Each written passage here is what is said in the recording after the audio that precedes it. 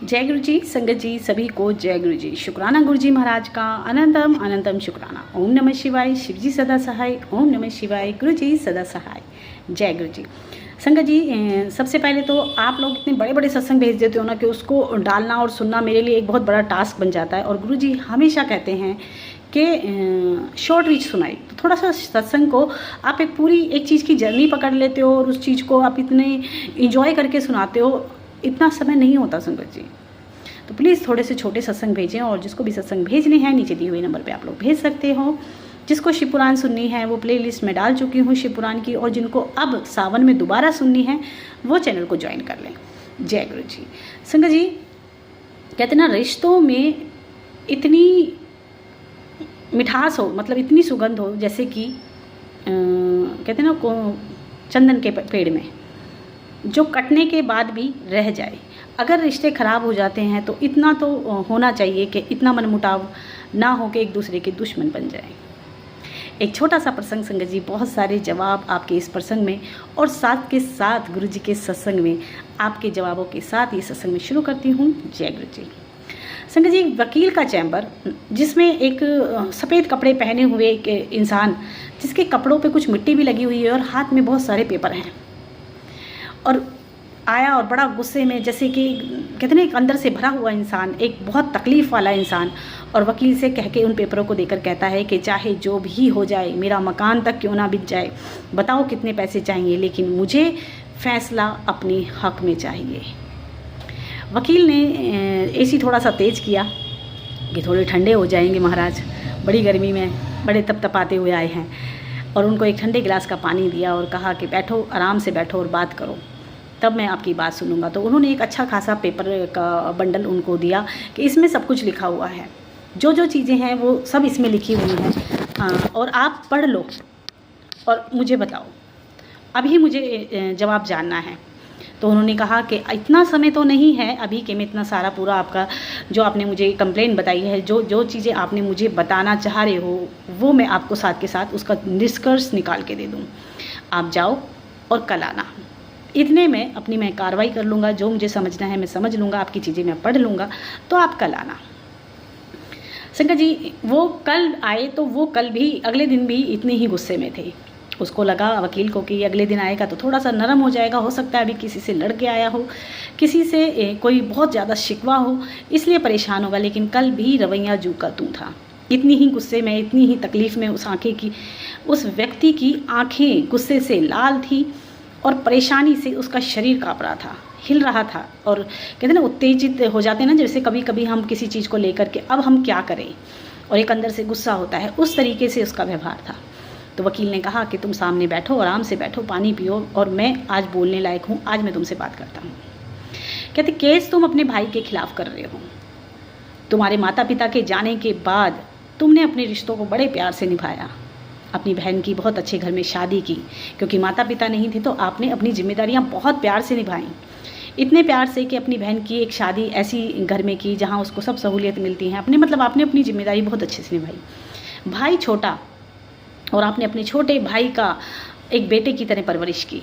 जब उसको चोट लगी, उसको तकलीफ़ हुई, तो आप उसे अपने कंधे पर लेकर हॉस्पिटल में भागे थे, क्योंकि उस व्यक्ति ने अब उन कागज़ों में अपनी पूरी ज़िंदगी की व्यथा लिखी थी, वकील को समझाने के लिए कि मेरे साथ क्या अन्याय हुआ है।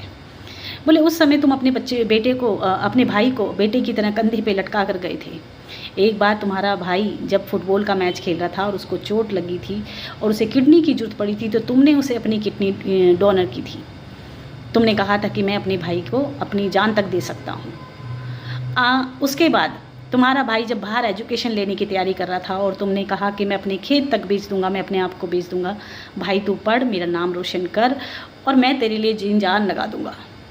वही भाई जब एक अच्छा इंजीनियर बना, इंजीनियर की पढ़ाई करी, तो आपने पूरे गांव में लड्डू बंटवाए थे। आपकी खुशी का ठिकाना नहीं था, क्योंकि आपका भाई इंजीनियर बन के लौटा था। वही भाई, आपने उस भाई के लिए एक अच्छी लड़की ढूंढी, उस लड़की से उसका विवाह करवाया, क्योंकि वो प्रेम विवाह करना चाहता था। आपने उसका साथ दिया, उसका विवाह कराया, और एक बाप की तरह उसकी शादी की। अब बात शुरू होती है आपके भाई की। आपका भाई शादी के बाद बदल गया, वो आपके प्यार को, आपके किए हुई बातों को, सबको भूल गया है। और अपनी पत्नी के साथ उसने बाहर जाकर एक फ्लैट ले लिया है और वो फ्लैट के लिए उसके ऊपर लोन बनवाया है। उस लोन को भरने के लिए वो आपसे अपना हिस्सा मांग रहा है, अपनी धरती को बेचने के लिए कह रहा है और कहता है कि मेरे को मेरा हिस्सा चाहिए। वो चीज़ आपको गवारा नहीं है, क्योंकि आप अब चाहते हैं कि मैं आपके भाई के फ्लैट के नाम एक स्टे लूँ और आप उससे एक बदला लेना चाहते हैं। आप ये चाहते हैं कि वो झुके, उसने जो गलतियाँ की हैं उसको समझ नहीं रहा है, उसके बदले आप उसको बहुत और बहुत और बहुत नीचा दिखाना चाहते हैं। और आप कह रहे हैं कि मैं किसी हद तक जाऊंगा, मैं अपने खेत तक बेच दूंगा, लेकिन उसको हिस्सा नहीं दूंगा। वकील ने बड़े प्यार से कहा कि बैठो और जरा सोचो, विचार करो। वो भाई जिसके लिए आपने इतना सब कुछ किया, एक बेटे की तरह उसकी परवरिश की, अपने हाथों से उसकी शादी की, उसकी हर ख्वाहिश पूरी की, क्या आप आज इतने बुरे हो गए हो कि आज अपने भाई के आप खिलाफ खड़े हो गए हो? आप अपनी ज़मीन, अपना परिवार सब दांव पे लगाने के लिए बैठे हो उस गुस्से के लिए जो आपके घर को जला देगा। ये सब कहने के बाद कि वो तो बदल गया, लेकिन आप क्यों बदल रहे हो? आप अपनी इंसानियत नहीं छोड़ो, क्योंकि आपने पूरी ज़िंदगी अपने भाई और अपनी बहनों का ख्याल रखा है। आप उनकी खुशी में खुश रहे हो, आप क्यों बदल रहे हो? वो भाई जो आपकी जान था, आज आपका दुश्मन कैसे हो सकता है? माना कि आज उसका कहते ना मति, उसकी बुद्धि सही नहीं है, लेकिन कभी ना कभी तो होगी। लेकिन इतनी दूरियां किस लिए? आप नहीं बदलो, आप अपनी ज़िंदगी में खुश रहो, अपने बच्चों को पढ़ाओ और जिस लायक आपका भाई नहीं बन पाया उससे भी आगे अपने बच्चों को बनाओ, क्योंकि आपके बच्चों को आपकी ज़रूरत है। उस लड़ाई की ज़रूरत नहीं है आपके बच्चों को, क्योंकि आपका परिवार उस लड़ाई से बिखर जाएगा, इन केसों से बिखर जाएगा। मैं तो वकील हूँ, मैं तो लड़ ही लूँगा, मुझे तो पैसे चाहिए, लेकिन एक इंसान होने के नाते मैं आपको गलत सलाह नहीं दूँगा। संजय जी, वो व्यक्ति जो गुस्से में था, अब उसकी आंखों से आंसू थे और उसने कोई जवाब नहीं दिया और वो चला गया। उनके पेपरों को उठाया और वो चला गया। वकील को लगा कि शायद इसे मेरी बात अच्छी नहीं लगी और ये दूसरे वकील के पास गया है, ये चाहेगा कि अब मैं दूसरे से करूँ, ये तो मेरी सुन नहीं रहा है। तो उसे वकील को कुछ ऐसा ही लगा। कुछ नहीं, काफ़ी समय बीता, 4 से 5 साल बीते और वही व्यक्ति उस वकील के पास आया। और उस वकील के पास आने के बाद एक मिठाई का डब्बा एक बेटा उसका लेके खड़ा था, जवान बेटा था उसका, और वो मिठाई का डब्बा लेके खड़ा था। तो उस व्यक्ति ने ये कहा, मैं अंदर आ जाऊँ? तो उन्होंने कहा कि हाँ, मैं तुम्हें पहचान गया हूँ, तुम कई सालों पहले मेरे पास आए थे केस को लेके, आप अंदर आ जाओ।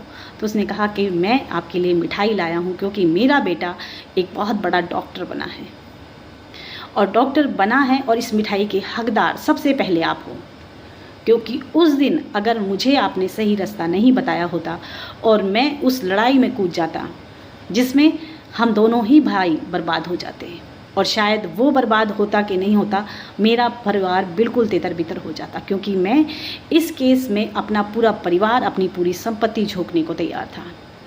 आपकी दी हुई सलाह इतनी अच्छी थी कि आज मेरा बेटा बहुत बड़ा डॉक्टर बना है, हम बहुत खुश हैं, और कुछ समय पहले ही मेरा भाई मुझसे माफ़ी मांग के गया है और वो भी अपनी गृहस्थी में बहुत खुश है, क्योंकि मैंने उसको उसके हाल पे छोड़ दिया था।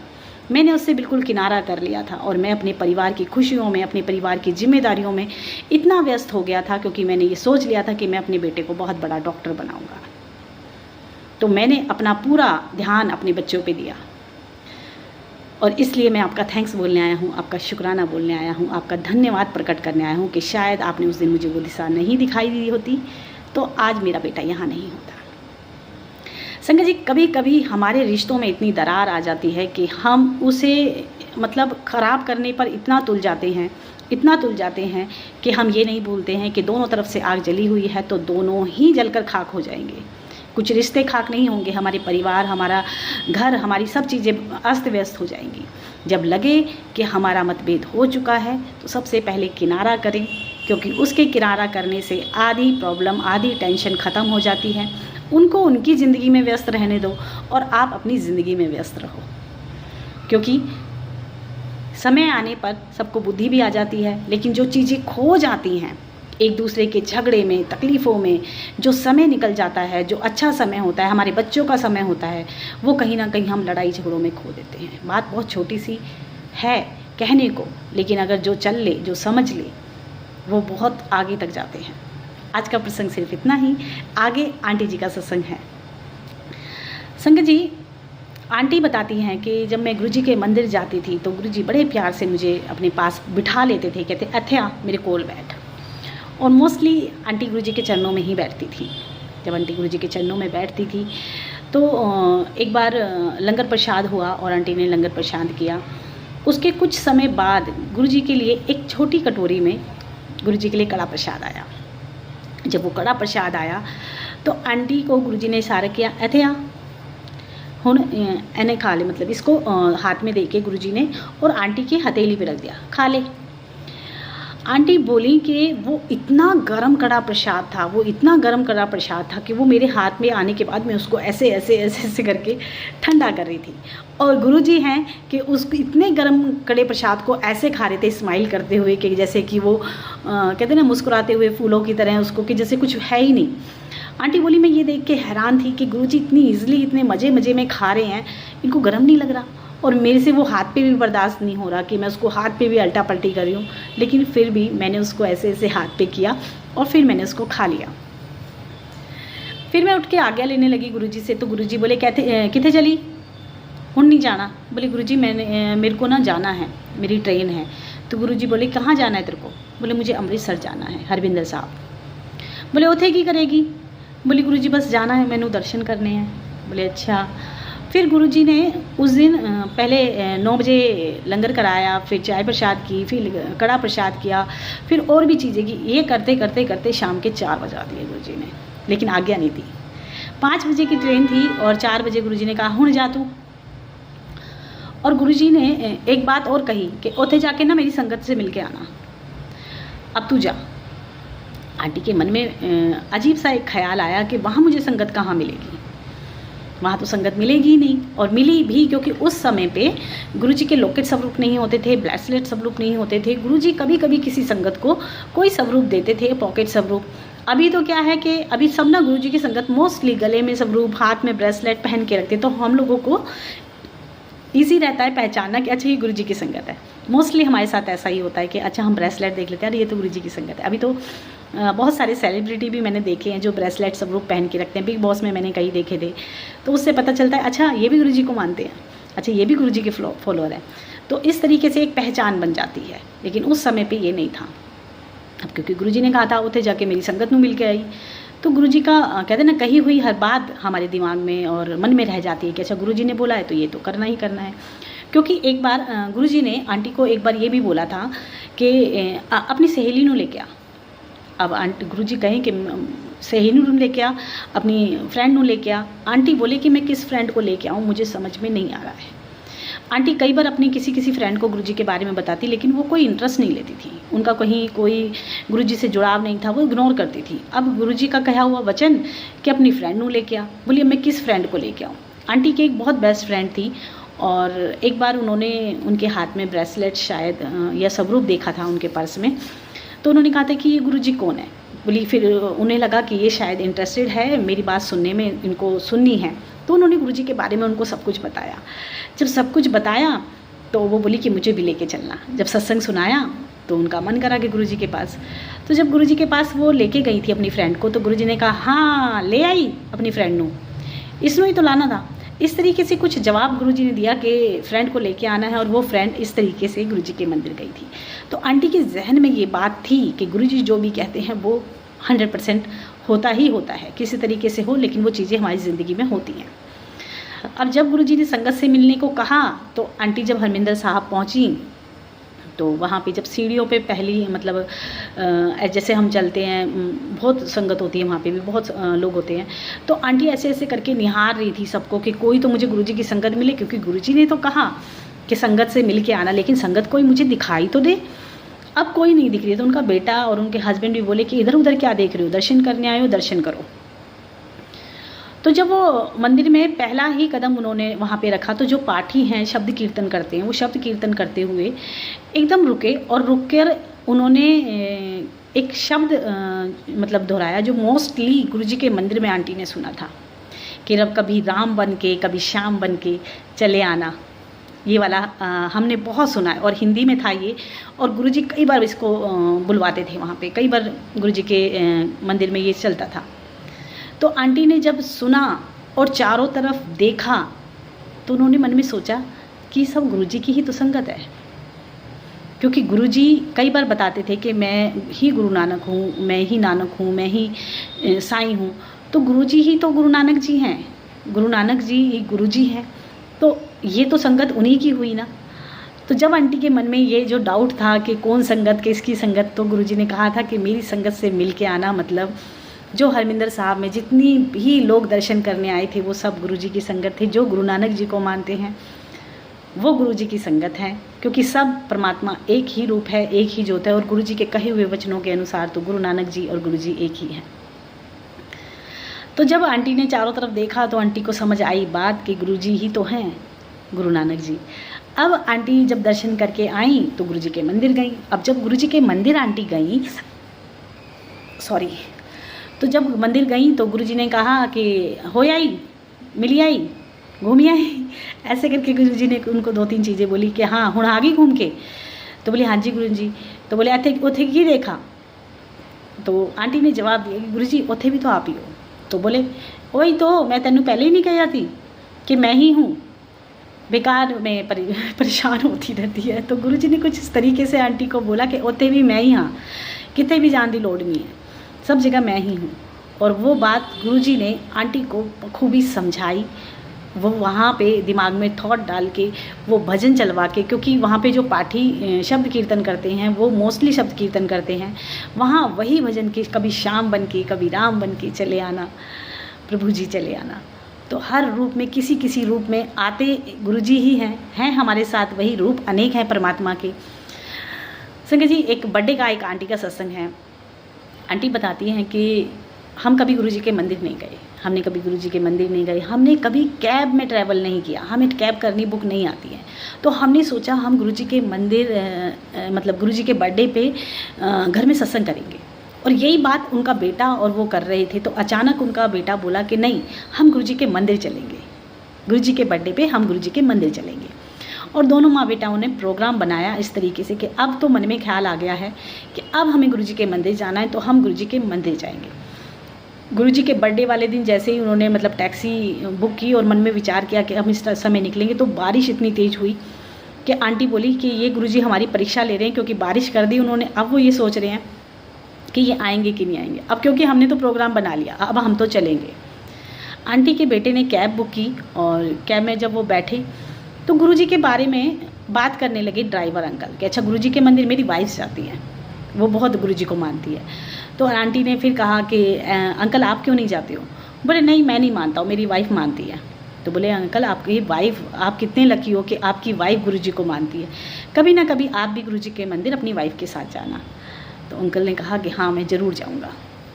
ये बातें करते हुए सफ़र तय हो रहा था और आंटी कहती हैं कि ये बात मैं नहीं बोल रही थी, ये बात गुरुजी मेरे मुंह से निकलवा रहे थे कि तू अपनी वाइफ के साथ मेरे मंदिर आ। जब आंटी और उनका बेटा वहाँ पहुँचे तो पहुँचने के बाद जब वो लाइन में निकलकर जा रहे थे, गुरुजी के मंदिर पहुँचे, तो उनका बेटा उनके साथ था। तो जब वो मंदिर से बाहर निकले तो उनका बेटा बोला, क्योंकि ज़्यादा उम्र का नहीं था, बेटा बोला कि मम्मी गुरुजी तो यहीं पे हैं, गुरुजी तो कहीं नहीं गए हैं, गुरुजी तो मंदिर में ही बैठे हैं। तो आंटी बोली कि क्या कह रहा है? बोली हाँ मम्मी, गुरुजी मुझे देख के मुस्कुराए थे, वो गद्दी पे ही बैठे हुए थे। और ये सुनकर आंटी बोली अपने बेटे से कि बेटा तू तो बहुत लकी है, तू तो बहुत किस्मत वाला है, गुरुजी ने तुझे गद्दी पे दर्शन दिए। बोला हाँ मम्मी, गुरुजी मुझे देख के स्माइल पास कर रहे थे, स्माइल कर रहे थे, मुस्कुरा रहे थे, मैंने गुरुजी को देखा गद्दी पे। और इस तरीके से आंटी के बेटे को गुरुजी ने दर्शन दिए, उसको ब्लेस किया, क्योंकि हर चीज़ गुरुजी प्लान करते हैं, कब किसको आना है, कब किसको जाना है, कब किसको घर में सत्संग करना है, कब किसको गुरुजी कैसे ब्लेस करते हैं। संगत जी, हम नहीं जानते और ना हम जान सकते हैं। आज का सत्संग आपको पसंद आया हो तो लाइक करना और सब्सक्राइब संगत जी कर लिया करो, क्योंकि नोटिफिकेशन जब तक आपके पास नहीं आती है, जब तक आप सब्सक्राइब नहीं करते हो।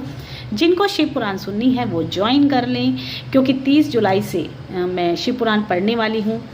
30 जुलाई से सावन का पहला गुरुवार है पहला दिन है गुरुवार का, तो मैं कोशिश करूँगी कि आप लोगों के लिए शिव पुराण पढ़ूँ सरल सुगम भाषा में, ताकि आप इजीली उस चीज़ को समझ सको। लेकिन उसके लिए आपको चैनल को ज्वाइन करना पड़ेगा। आज के लिए इतना ही। जय गुरु जी, शुक्राना गुरु जी, अनंतम अनंतम शुक्राना।